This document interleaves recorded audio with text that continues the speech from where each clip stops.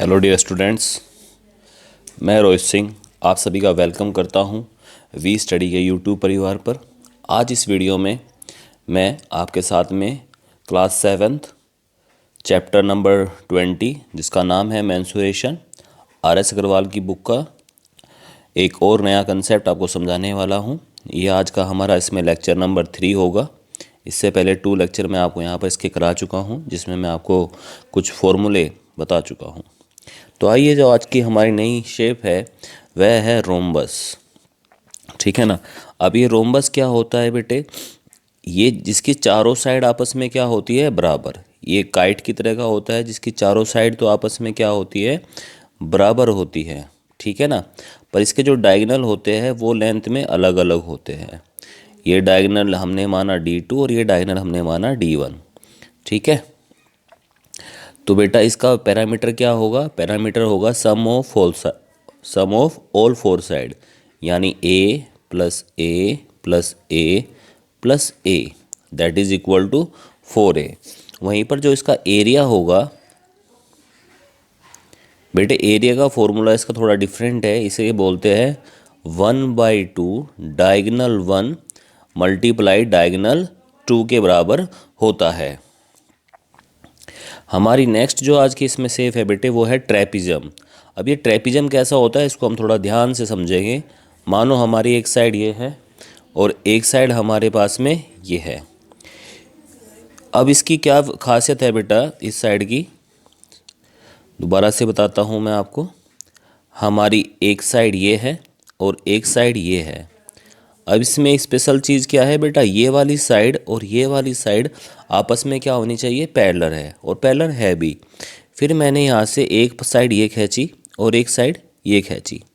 ये जो दोनों मैंने रेड साइड खींची है बेटे, ये क्या है यहाँ पर, ये नॉन पैरेलल साइड है जो कभी भी पैरेलल नहीं होगी।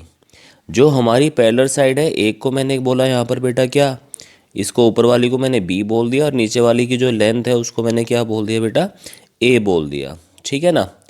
अब ये जो वर्टेक्स है, इस वर्टेक्स से छोटी वाली पैरेलल साइड से इस बड़ी वाली साइड पे आप एक परपेंडिकुलर खींचिए। यहाँ से भी ये परपेंडिकुलर खींचिए। ये परपेंडिकुलर क्या कहलाता है, हाइट ऑफ ट्रेपिज्म कहलाता है। हाइट ऑफ ट्रेपिज्म कहलाता है। अब आपने ये सारी डिटेल समझ ली है कि एक ट्रेपिज्म कैसे बनता है। दो पैरेलल साइड होती है और दो क्या होती है बेटा, नॉन पैरेलल साइड इसमें होती है। ठीक है। अब हम इसके एरिया और पैरामीटर के बारे में बात करते हैं। सपोज जैसे कि मैंने यहाँ पर माना हुआ है, ये A माना हुआ है, ये B माना हुआ है, इसको मैं C मान लेता हूँ, इस साइड को मैं D मान लेता हूँ।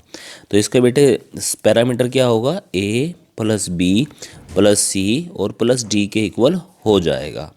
वहीं पर जब हम इसका एरिया निकालेंगे तो इसका एरिया कहता है बेटे 1/2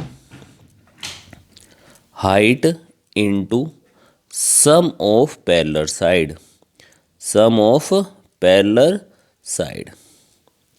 तो बेटा यहाँ पर हमारी पैरेलल साइड क्या है, A और B, वो ही मैंने यहाँ पर आपके इस फॉर्मूले में लिखा हुआ है।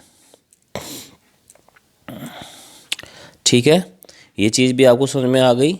नेक्स्ट चीज़ हमारी होती है बेटा सर्किल। नेक्स्ट हम चलते हैं अपना सर्किल की ओर।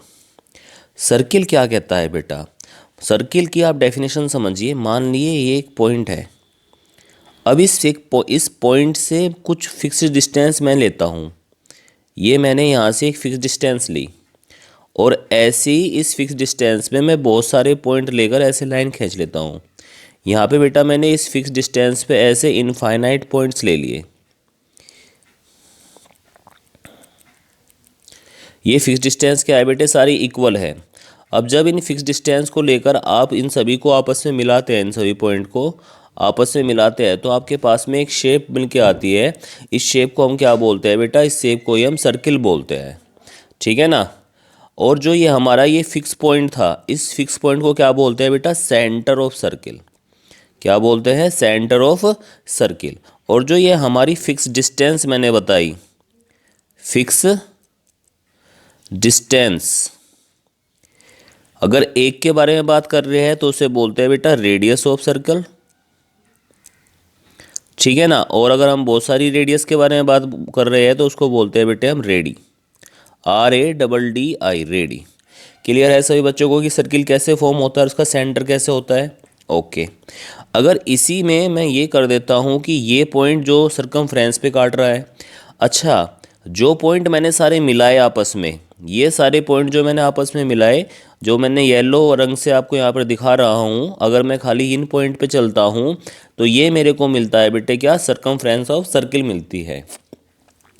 और इस सरकमफ्रेंस पर अगर कोई दो पॉइंट, एक पॉइंट ये रहा और इसके अपोजिट पॉइंट ये रहा, और ये सेंटर है, अगर एक लाइन में खींचता हूँ ऐसे जो सेंटर से होके जाती है, तो ये लाइन इसकी क्या कहलाती है बेटे, कोड कहलाती है, क्योंकि ये सर्किल को दो पॉइंट पे काट रही है। ये लाइन सेगमेंट जो है दो पॉइंट पर काट रहा है, एक कोड कहलाता है। और ये क्या होती है, लार्जेस्ट कोड होती है सर्किल की। क्या होती है बेटा, जो सेंटर से जाती है वो क्या होती है, लार्जेस्ट कोड होती है। और लार्जेस्ट कोड को एक विशेष नाम दिया गया है जिसको हम क्या बोलते हैं बेटा, डायमीटर बोलते हैं, डायमीटर ऑफ सर्किल बोलते हैं। क्लियर है सभी बच्चों को? ओके, तो ये हमने अपना सर्किल बनाया, ये इसका डायमीटर हो गया, ठीक है ना। अगर ये सेंटर है यहाँ पर, तो यहाँ से ये इसकी क्या हो गई, रेडियस हो गई। जो येलो रंग का एक गोला बना हुआ है, ये सरकमफ्रेंस हो गई इसकी। अब डायमीटर में एक रिलेशन होता है, डायमीटर को डी से रिप्रेजेंट करते हैं। डायमीटर बराबर क्या होता है, डबल ऑफ रेडियस। डायमीटर क्या होता है बेटे, डबल ऑफ रेडियस कहलाता है। अब हमें यहाँ पर मेन दो चीज़ें सीखनी है, इसका पैरामीटर। तो पैरामीटर क्या होता है बेटे, 2πr।